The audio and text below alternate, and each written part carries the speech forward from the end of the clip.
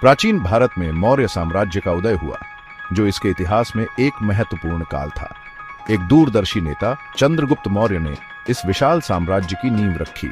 उन्हें उनके मुख्य सलाहकार चाणक्य के कुशल ज्ञान का मार्गदर्शन मिला। चाणक्य की राजनीतिक ग्रंथ अर्थशास्त्र ने राजनीति और शासन में बहुमूल्य अंतर्दृष्टि प्रदान की। चंद्रगुप्त मौर्य के शासनकाल में अधिकांश भारतीय उपमहाद्वीप का एकीकरण हुआ। उनकी शक्तिशाली सेना, सुव्यवस्थित प्रशासन और रणनीतिक गठबंधनों ने साम्राज्य की सीमाओं का विस्तार करने में मदद की।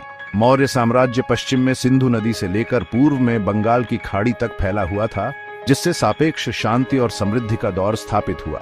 साम्राज्य की राजधानी पाटलिपुत्र व्यापार, संस्कृति और शिक्षा के केंद्र के रूप में फली फूली। मौर्य दरबार में एक यूनानी राजदूत मेगस्थनीज ने साम्राज्य की भव्यता और परिष्कृत प्रशासन के बहुमूल्य विवरण प्रदान किए।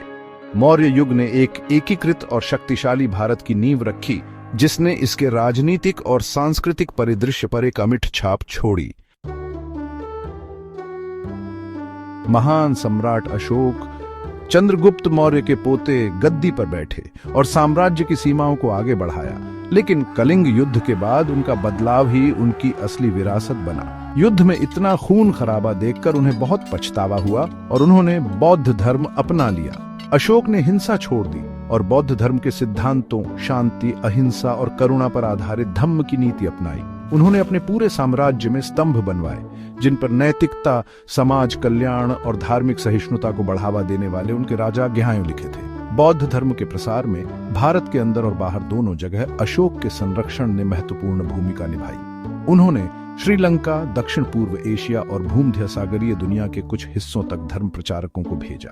उनके शासनकाल में बौद्ध धर्म फला फूला, जिसका एशियाई विचार और आध्यात्मिकता पर एक स्थायी प्रभाव पड़ा। अशोक का शासनकाल करुणा की परिवर्तनकारी शक्ति और इतिहास के दौरान एक शासक के नैतिक दिशा निर्देशों के प्रभाव का प्रमाण है। मौर्यन साम्राज्य के बाद गुप्त वंश उत्तर भारत में उभरा। गुप्त काल को अक्सर प्राचीन भारत का स्वर्ण युग कहा जाता है, जो विभिन्न क्षेत्रों में उल्लेखनीय प्रगति द्वारा चिह्नित है। गुप्तों ने एक स्थिर और समृद्ध साम्राज्य की स्थापना की, जिससे बौद्धिक और सांस्कृतिक विकास के लिए अनुकूल वातावरण बना। इस युग में कला, साहित्य, विज्ञान और गणित का विकास हुआ। संस्कृत भाषा फली फूली, जिसमें कालिदास के नाटकों और उस समय के दार्शनिक ग्रंथों जैसी साहित्यिक कृतियां रची गईं।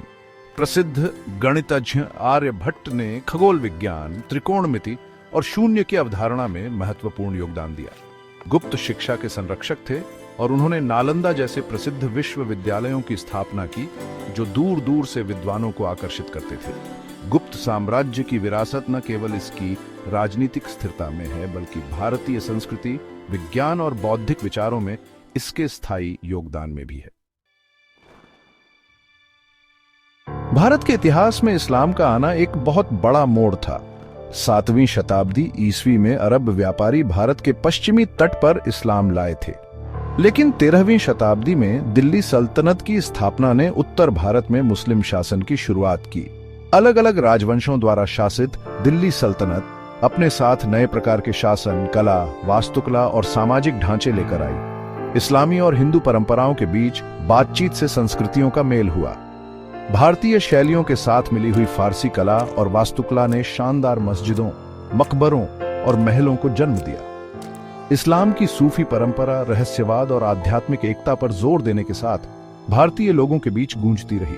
अपनी राजनीतिक जटिलताओं के बावजूद दिल्ली सल्तनत ने सांस्कृतिक आदान प्रदान को सुगम बनाया और बाद के मुगल साम्राज्य की नींव रखी। भाग 5, मुगल साम्राज्य, संस्कृतियों का मेल। 16वीं शताब्दी में बाबर द्वारा स्थापित मुगल साम्राज्य ने अभूतपूर्व सांस्कृतिक मेल और शाही वैभव के युग की शुरुआत की।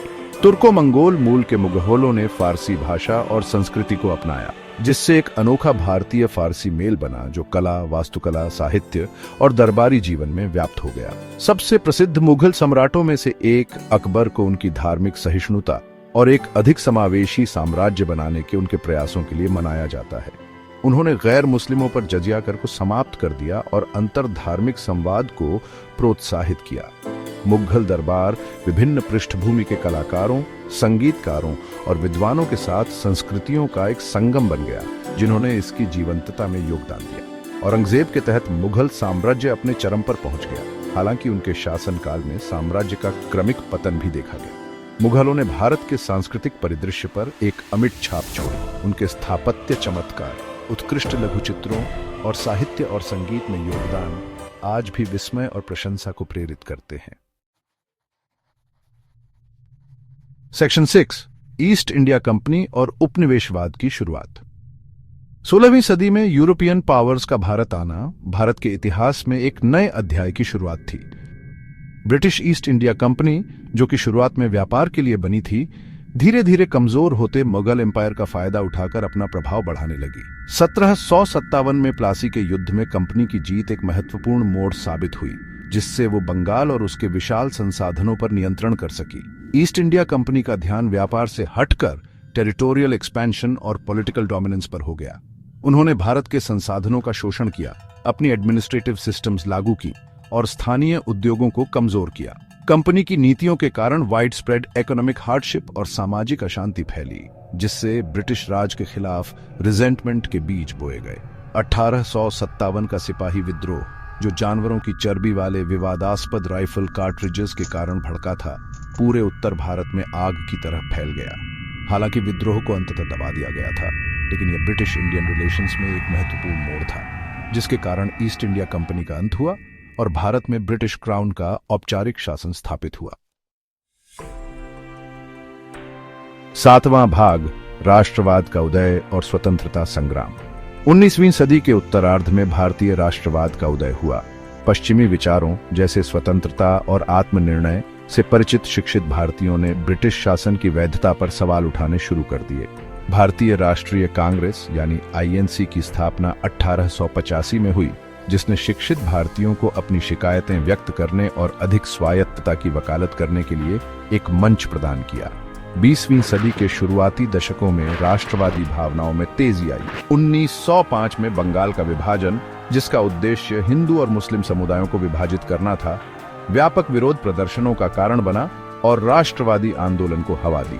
बाल गंगाधर तिलक, बिपिन चंद्र पाल और लाला लाजपत राय जैसे नेता उभरे, जिन्होंने स्वशासन की वकालत की और जनता को संगठित किया। प्रथम विश्व युद्ध का भारत पर गहरा प्रभाव पड़ा। भारतीयों ने अंग्रेजों के साथ लड़ाई लड़ी थी और बदले में उन्हें अधिक राजनीतिक अधिकारों की उम्मीद थी। हालांकि 1919 में रॉलेट एक्ट पारित होने से उनकी उम्मीदें धूमिल हो गईं, जिसने युद्धकालीन आपातकालीन उपायों को बढ़ा दिया। अमृतसर में जलियांवाला बाग हत्याकांड, जहां ब्रिटिश सैनिकों ने निहत्थ नागरिकों की एक शांतिपूर्ण सभा पर गोलियां चलाईं, ने राष्ट्रवादी भावनाओं को और भड़का दिया और स्वतंत्रता के आंदोलन को मजबूत किया। सेक्शन 8, महात्मा गांधी और आजादी का रास्ता। 1915 में महात्मा गांधी के भारत वापस आने ने आजादी की लड़ाई में एक नया मोड़ ला दिया। साउथ अफ्रीका में नस्ल भेद के खिलाफ लड़ते हुए गांधी जी के जो अनुभव रहे, उससे वो बहुत प्रभावित हुए और राष्ट्रीय आंदोलन के सबसे बड़े नेता बनकर उभरे। उन्होंने सत्याग्रह के अपने सिद्धांत पर आधारित अहिंसक, सविनय अवज्ञा के अनोखे तरीके से लड़ने की बात की, जिसमें सच्चाई और अहिंसा पर जोर दिया गया। गांधी जी के नेतृत्व ने हर वर्ग के लाखों भारतीयों को एकजुट किया।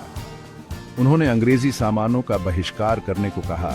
1930 में नमक सत्याग्रह किया और 1942 में भारत छोड़ो आंदोलन चलाया, जिससे जनता एकजुट हुई और अंग्रेजी शासन की नींव हिल गई। कठोर दमन के बावजूद अहिंसा के लिए गांधी जी की अटूट प्रतिबद्धता ने उन्हें अंतर्राष्ट्रीय स्तर पर प्रशंसा दिलाई और ब्रिटिश सरकार पर भारी दबाव डाला। दूसरे विश्व युद्ध ने ब्रिटेन की स्थिति को और कमजोर कर दिया और 1945 में चुनी गई लेबर सरकार ने भारत की आजादी को अनिवार्य मान लिया। लंबी बातचीत और चर्चा के बाद 15 अगस्त 1947 को भारत ने अपनी कड़ी मेहनत से आजादी हासिल की, जिसने सदियों के औपनिवेशिक शासन का अंत किया। भाग 9, आजाद भारत, एक नया दौर शुरू। 1947 में भारत की आजादी एक बहुत बड़ा मौका था। दुनिया के सबसे बड़े लोकतंत्र का जन्म हुआ था, लेकिन आजादी की खुशी के साथ दुख भी था। देश का बंटवारा हो गया, भारत और पाकिस्तान। इस बंटवारे से बहुत ज्यादा हिंसा हुई, लोग बेघर हो गए। दोनों देशों के लोगों के दिलों पर गहरा जख्म दे गया। इतनी मुश्किलों के बाद भी भारत ने अपने आजाद देश के सफर की शुरुआत उम्मीद और हौसले के साथ की। डॉ. भीमराव आंबेडकर के नेतृत्व में संविधान निर्माताओं ने एक ऐसा दस्तावेज बनाया जिसमें लोकतंत्र, धर्मनिरपेक्षता, सामाजिक न्याय और सभी नागरिकों के लिए समानता के मूल्यों को शामिल किया गया। भारत ने संसदीय शासन प्रणाली अपनाई जिसमें हर वयस्क को वोट देने का अधिकार दिया गया। प्राचीन काल से आजादी तक का सफर बहुत लंबा और कठिन था, कभी कहुशी, कभी गड़बड़ी, कभी बदलाव। भारत का समृद्ध और विविध इतिहास अनगिनत लोगों और सभ्यताओं के योगदान से बना है, जो आज भी हमें प्रेरित करता है और हमारे वर्तमान और भविष्य को आकार देता है। 21वीं सदी की चुनौतियों का सामना करते हुए भारत अपने अतीत की विरासत को साथ लेकर चल रहा है, एक ऐसा राष्ट्र बनाने का प्रयास कर रहा है जो शांति, प्रगति और सभी के लिए समावेशिता के मूल्यों का प्रतीक हो।